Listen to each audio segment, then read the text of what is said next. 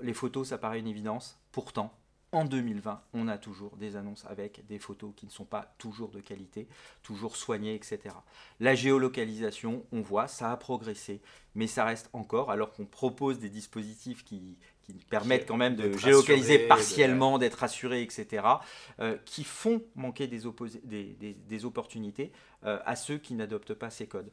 Donc visuel, géolocalisation sont des éléments basiques. Et puis troisièmement, le vendeur. Je pense qu'il faut anticiper là-dessus et se dire oui, le vendeur est devenu digital, le propriétaire est devenu digital. N'attendons pas 3 4 ans avant d'adopter ces codes-là.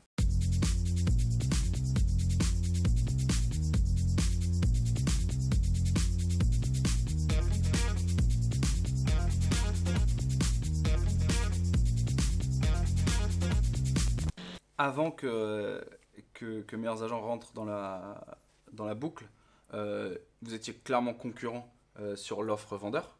Il y avait un vrai sujet. Aujourd'hui, vous considérez encore que vous êtes concurrent. J'imagine que vous discutez un peu plus qu'avant, mais pour vous, On fait plus que discuter, mais c'est des concurrents directs sur ce sujet-là. en fait, je dis, quand on parle de concurrents, c'est une notion, je dirais, de concurrence parce que c'est des sociétés qui n'appartiennent pas finalement au même groupe. À partir du Ok. moment où on commence à être des sociétés du même groupe, on ne peut pas parler de concurrence. Ce qu'on avait en revanche en commun, et là on ne se faisait pas concurrence, c'est qu'on avait une vision commune du marché. C'est-à-dire que, d'abord parce que Meilleur Agent, je dirais, a fait éclore ce marché, mais pas aussi parce qu'on en avait la conviction chez Se Loger, c'est qu'il y a voilà, que le vendeur, le propriétaire devient digital, que finalement ce qui a été créé entre les locataires et les acheteurs potentiels avec les agents immobiliers, on peut le recréer également avec les propriétaires, avec les vendeurs, et que c'est aujourd'hui, on est vraiment qu'à l'aube de cette transformation. Donc on avait cette même vision dans deux sociétés différentes qui commercialement se faisaient concurrence. Aujourd'hui, on vise à développer ensemble ce marché. Donc je te dirais, non, on ne se fait plus concurrence, on a la même conviction et on le fait ensemble dans le même groupe. Donc il va y avoir une offre qui va arriver. Si je résume, il y a quelque chose. Parce qu'aujourd'hui, moi je suis agent immobilier, je dois payer chez Meilleurs Agents et je dois payer chez Se Loger si je veux profiter des deux offres à l'heure actuelle. Oui, mais ce sont des offres complémentaires et qui vont te donner. Je Deux fois reprends plus, le même ouais. exemple avec ce Loger Logikimo qui te donne Deux plus fois d'aura, plus de plus de vie. visibilité et également, et tu vas pas capter les mêmes propriétaires. Encore une fois, là aussi, on s'aperçoit que en recoupement d'audience, on est très complémentaires et que en plus, tu vas potentiellement avoir plus de leads et de contacts. Donc c'est pas l'un ne s'oppose pas à l'autre. D'ailleurs, même quand on était entre guillemets concurrents, l'un ne s'opposait pas à l'autre. Un agent immobilier pouvait tout à fait Avoir les deux. avoir les deux. Après, est-ce qu'on préparera par exemple des produits communs qui peuvent être pertinentes pour ne pas développer deux fois les mêmes choses qui pourraient être pertinentes pour un agent D'accord, la immobilier? synergie c'est Oui, plutôt là comme ça. il y aura Si sans doute jamais des vous voyez synergies. qu'il y a un sujet, vous allez en discuter, vous allez Exactement. l'identifier La ensemble et question, peut-être. de toute façon, la question c'est est-ce qu'on apporte plus de transparence, plus de fiabilité au marché, plus de lien entre le particulier et l'agent immobilier? Et deuxièmement, est-ce qu'on apporte des services qui vont permettre de développer le business de l'agent immobilier? Si on répond oui à ces deux questions, alors la synergie fait sens.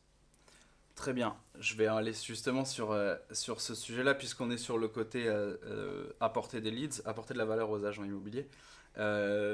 Apporter des leads vendeurs maintenant, Alors on parle des agents acheteurs, immobiliers, mais on pourrait dire les agents immobiliers, les promoteurs, les constructeurs, les brokers bien en sûr. bureau et commerce, etc. Tous les professionnels Les professionnels de de l'immobilier de l'immobilier, terrain exactement. qui vendent ou louent des biens immobiliers. On va parler juste de la transaction, on parlera un peu de la location après, mais sur la transaction, aujourd'hui, vous êtes capable de générer des leads vendeurs, des leads acheteurs. Au final, c'est la question que tout le monde se pose un petit peu, vous pourriez faire quasiment tout. Je sais qu'il y a eu une période où on se posait la question que Est-ce qu'on devient agent immobilier? Est-ce qu'on est-ce veut que devenir agent est-ce que vous voulez immobilier, devenir agent etc. immobilier dans le groupe Axel Springer? Il y a Purple Bricks. Il y a une époque Ouais. où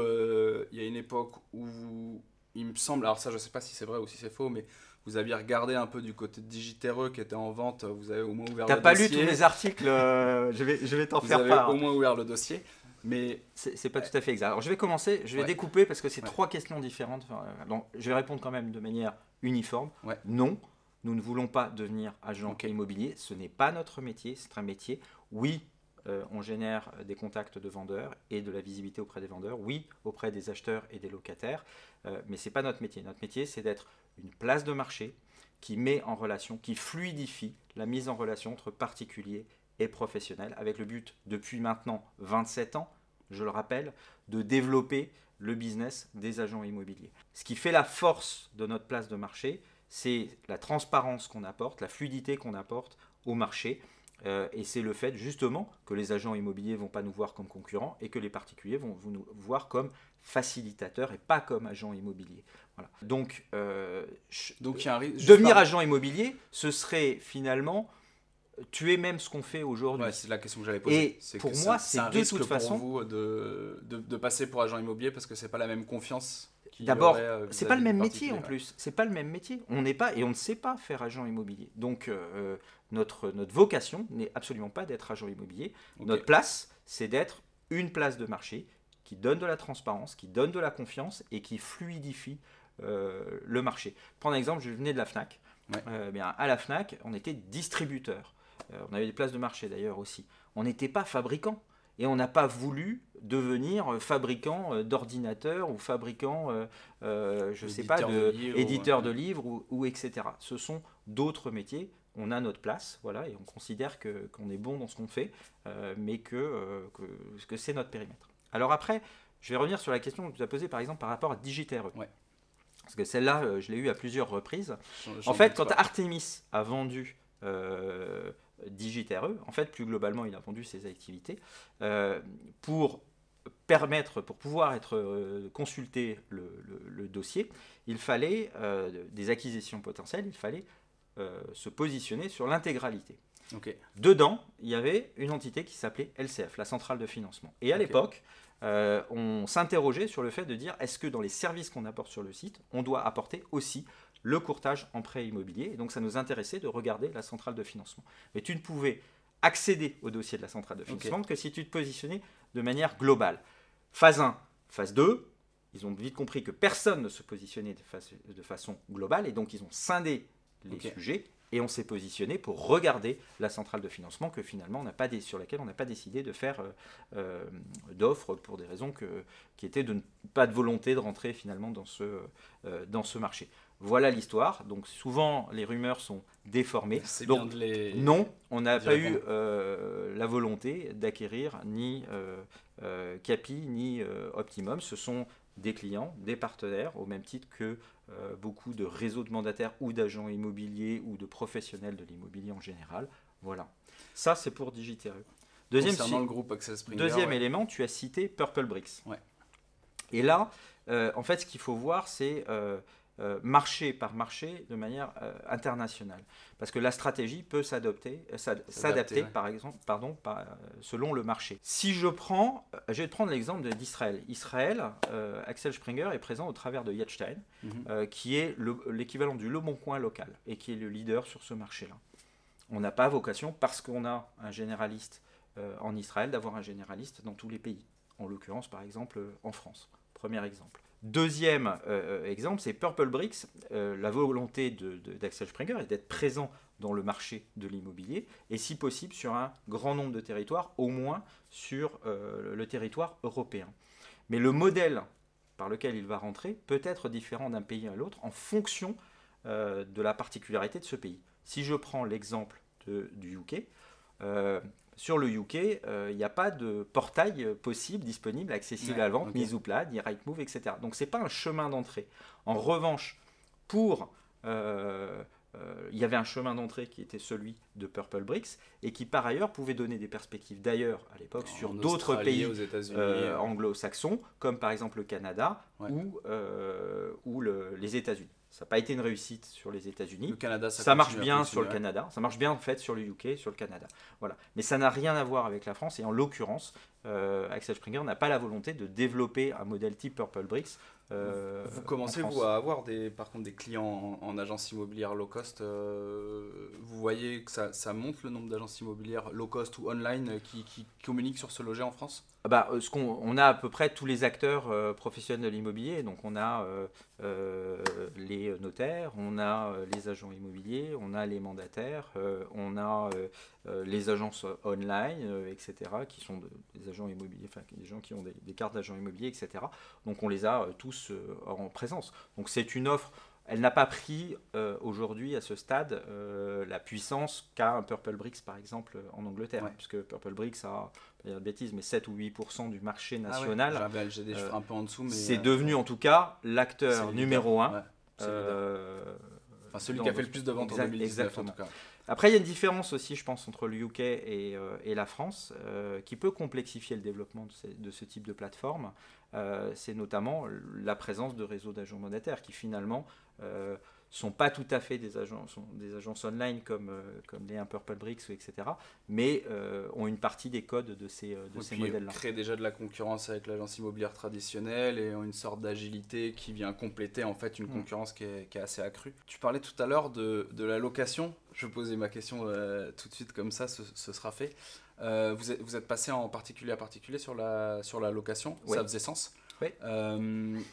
Est-ce que vous voulez le faire sur de la vente, de la transaction ou non? C'est quelque chose vers lequel vous allez aller? Alors, je vais réexpliquer d'abord. Donc non, aujourd'hui on n'a pas d'intention d'aller sur la transaction. En l'état actuel du marché, si le marché changeait, ça pourrait changer les codes. Si par exemple les agents immobiliers allaient massivement sur Facebook et ouvraient une nouvelle plateforme sur la transaction, peut-être que ça changerait notre dispositif. Donc encore une fois, ça dépend comment le marché évolue. Pourquoi on l'a fait sur la location qui est différent du marché de la transaction?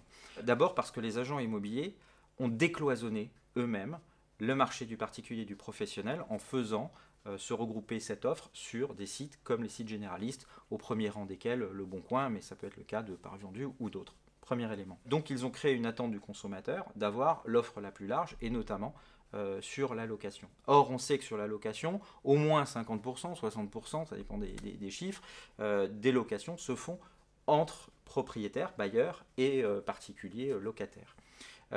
Donc une part du marché est importante et ce marché en plus c'est un marché exclusif. Un propriétaire qui fait une location directe ne va pas en parallèle voir une agence par exemple. Donc tous ces éléments mis bout à bout, si on veut rester attractif pour nos agents immobiliers, pour leur apporter encore plus de trafic et de performance, il faut que notre force de proposition auprès des locataires soit intéressante. Et c'est pour ça qu'on a ouvert la location. La situation sur la vente est différente. C'est 15-20% des annonces, par exemple sur Le Bon Coin, qui vont être des annonces de particuliers, pour une grande partie en doublon avec des annonces d'agence. On sait qu'avec le mandat simple, ce n'est pas un marché exclusif. Voilà, donc pour toutes ces raisons, on estime que sur ce marché, il n'y a pas de pertinence et de valeur à le faire s'il reste comme ça aujourd'hui. On va arriver à la fin de l'entretien. Je vais te poser une dernière question. Je sais que vous avez eu des bons chiffres là depuis le début de l'année sur 2020. Il y a un nombre de transactions qui est en train d'augmenter.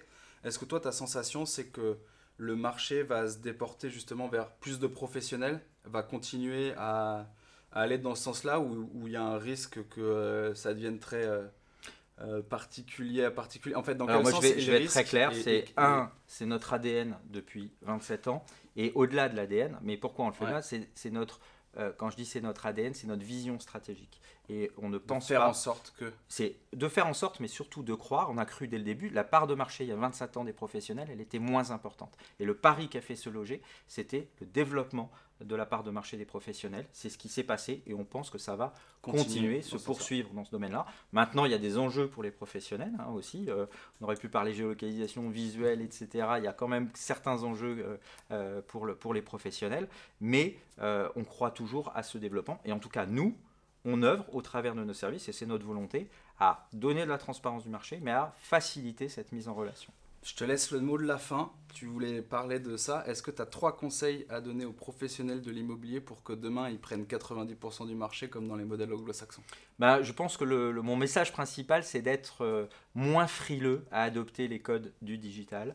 Les photos, ça paraît une évidence. Pourtant, en 2020, on a toujours des annonces avec des photos qui ne sont pas toujours de qualité, toujours soignées, etc. La géolocalisation, on voit, ça a progressé, mais ça reste encore, alors qu'on propose des dispositifs qui permettent quand même de géolocaliser partiellement, d'être rassurés, etc., qui font manquer des opportunités à ceux qui n'adoptent pas ces codes. Donc visuel, géolocalisation sont des éléments basiques. Et puis troisièmement, le vendeur. Je pense qu'il faut anticiper là-dessus et se dire oui, le vendeur est devenu digital, le propriétaire est devenu digital. N'attendons pas 3-4 ans avant d'adopter ces codes-là. Juste pour te paraphraser, mais en disant ça autrement, les clients, ils ont des besoins, ils ont des attentes. Et c'est aux professionnels d'y répondre à travers tous les outils qu'ils ont à leur disposition pour pouvoir les contenter et pas qu'ils aient envie de se débrouiller tout seuls ou passer par autre chose ailleurs, autre part. Exactement. Et les agents immobiliers, les professionnels de l'immobilier ont montré leur capacité d'adaptation au travers des dernières années. Juste un coup d'accélération, je pense, sur les codes digitaux du moment. Parfait. Merci beaucoup Bertrand pour cet très agréable moment trop court parce qu'on a dépassé amplement les 25 minutes et il y a encore beaucoup à dire sur le sujet. Fois. Avec grand plaisir. Merci beaucoup à toi. Avec plaisir. Et à bientôt sur Imo2. Au revoir. On a aussi une petite vidéo, un petit format qu'on a envie de te proposer avec des questions pour faire ta promotion, des questions qu'on avait envie de te poser, puis des questions qui sont un petit peu plus difficiles. Est-ce que ça te tente de jouer le jeu avec nous ? Avec plaisir. C'est parti. Je suis joueur.